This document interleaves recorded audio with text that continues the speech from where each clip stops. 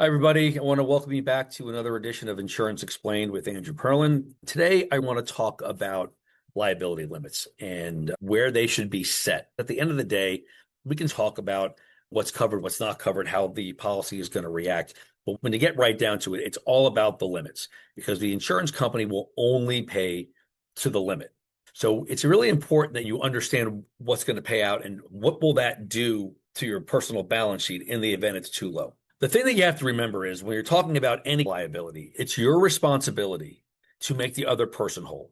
That's really what this is boiling down to. So if you cause an accident, it's your job to fix their car exactly the way it was before the accident happened. And it's your job to fix them if they have a bodily injury. That's your responsibility, and that's not changing. That's why auto insurance is such an important part of any financial plan because it really protects the asset, not just to be legal so I don't get fined for motor vehicle. We're looking at this purely through the lens of I got to protect the asset. Okay, so when we're looking at it from that perspective, I want to just kind of let you guys know going in, as an insurance agent, I've spent my entire career protecting people's assets. So to me, bigger policies make better sense than smaller policies. The pushback will always be, well, Andrew, you sell insurance for a living. Of course, you want a bigger policy. You get paid more. Yes, that is a true statement. The more premium I can collect on a policy, the more I get paid, 100%. But here's the deal. You're not going to buy enough insurance from me to tangibly change my life. So I would much rather sell you a policy than push a bad policy. I'm going to lean you towards the higher policy. You might not like it. And if you don't like it, just say no, right? It's too expensive. Let's go lower. You're the one writing the check. Okay, so we need to figure out where our limit should be. I always tell people you should have your liability limit equal to your asset class on your balance sheet. That's what we're trying to protect. If you get sued, no one's coming after your liabilities. They're coming after your assets. My job is to make sure that you don't write a really big check. I want to make sure that you move liability from your personal balance sheet over to the insurance company and let them deal with it. That's what it's all about. I mentioned this before, but every state has a minimum that you have to have in order to register a car. The state that I live in, the minimum is 30, 60, 15. So 30,000 per person, 60,000 per accident, and 15,000 for property damage. That's the minimum you can have. Now, I can go a lot higher than that. I recommend that you do, but that's the minimum. I was always curious to know where they got the minimum from.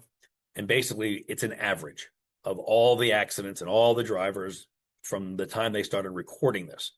So what that tells me is that on average, the average individual has physical liability of 30,000 or less.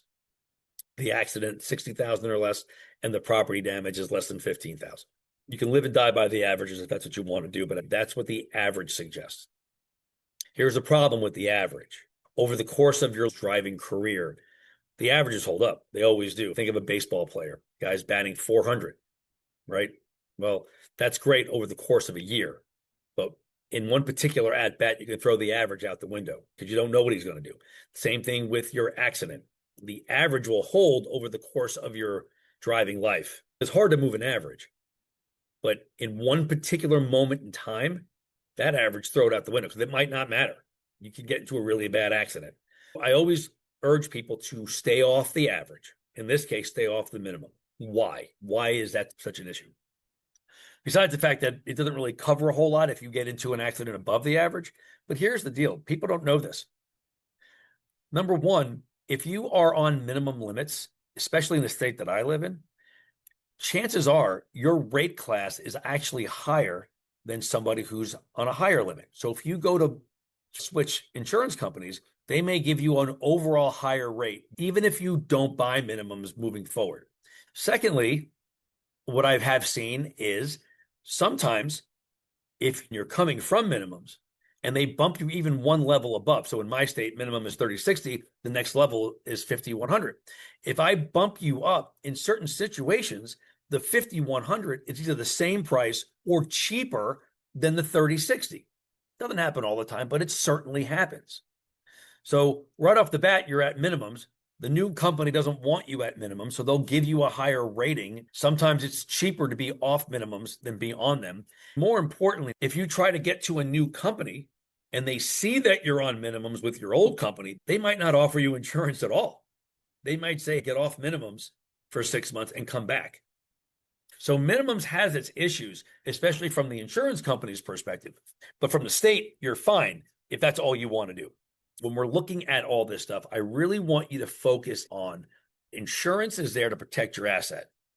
It could be an investment account. It could be home equity. It could be your ability to earn an income, because in certain states, they can garnish wages.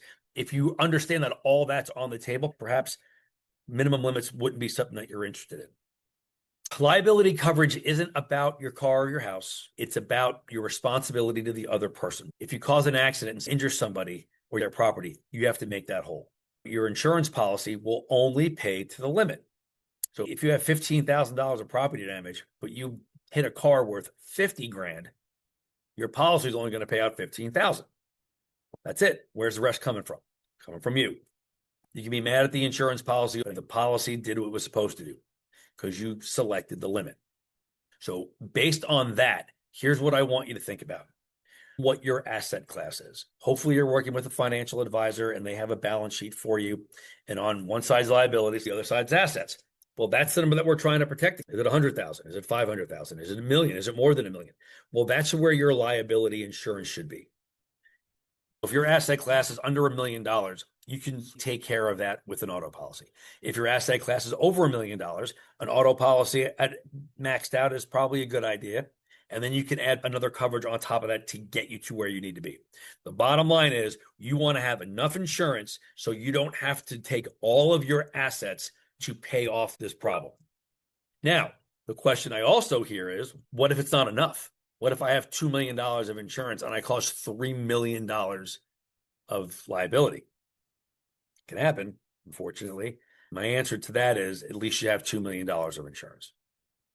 So yeah, you got to write a check for $1 million. Your asset class is $2 million. It stinks. Bad day. Totally get it. Could have been $3 million. Please bear that in mind as you're having these conversations with your agent. Now, again, I'm not trying to sell you a big policy. I'm trying to get you aligned with your assets. And that's it. That's what it's really all about. So if you can figure out where you stand on that, it makes it a lot easier to pick your limits. Typically speaking, what we see by way of limits, at least in my state, 30, 60, 15 is the minimum. Then it usually bumps up to 50, 100, 50, 100, 300, 100, 250, 500, 250, and then 500, 500, 500, or 500 single combined or better. As you start to accumulate more, you really need to have conversations with your agent to make sure that you're properly covered.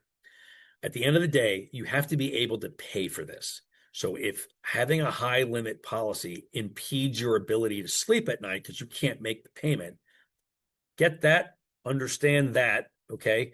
So configure your policy to a point where you can actually pay for it. But if you're the kind of person that has a lot of money and just don't want to pay more for auto insurance, you're being short-sighted because you're trying to protect something.